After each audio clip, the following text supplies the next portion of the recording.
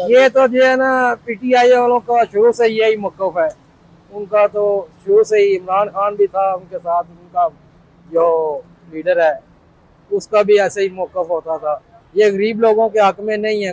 PTI हमारी नज़र में कुछ भी नहीं है, जो मेरा जो अंदाज़ा है, क्योंकि आज तक उन्होंने कुछ भी किया नहीं है ना।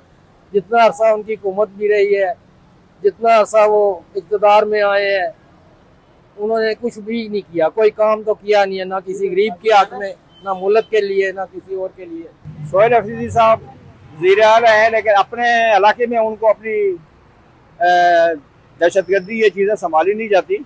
आए दिन उनके ये वारदातें होती हैं, तो वो इस्लामाबाद में आकर प्रचार कर रहे हैं कि हम बड़े अमन पसंद हैं। ये कोई भी नहीं अच्छा इनमें से जो अवाम के हक में हो। सोहेल अफरीदी है, कोई भी सियासतदान है, इसके ऊपर ये है कि अपने घर को संभाल नहीं सकते तो बाहर को क्या संभालेंगे।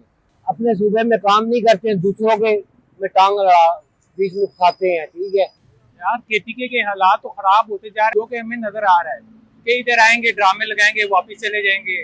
भाईजान मसला ये है, सोहेल अफरीदी साहब को चाहिए तो पहले जो है ना अपने सूबे में अमन अमान करे, पूरा कंट्रोल करे और सारे हालात को बेहतर करे, मैनेजमेंट को ठीक करे।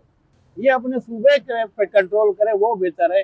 इस पाकिस्तान की तारों के खिलाफ बोलना वो तो बात गलत है, क्योंकि हम जो है ना इसी मुल्क के शहरी है और इसी मुल्क ने हमें इज्जत दी है। ये तो नाइंसाफी है ना, ये सही नहीं है, बिल्कुल सही नहीं है।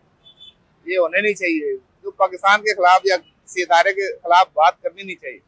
भैया, सोहेल अफरीदी से अपने सूबे की सियासत तो संभाली नहीं गई और वो इस्लामाबाद आके अमन को खराब करने की कोशिश करते हैं।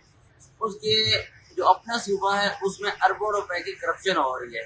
ठीक है, हम ये चाहते हैं कि इस्लामाबाद है या जो भी सूबा है, जो भी मतलब कि आप कह लें कि इस्लामाबाद के अलावा जितने भी सूबे हैं उनमें अमन हो।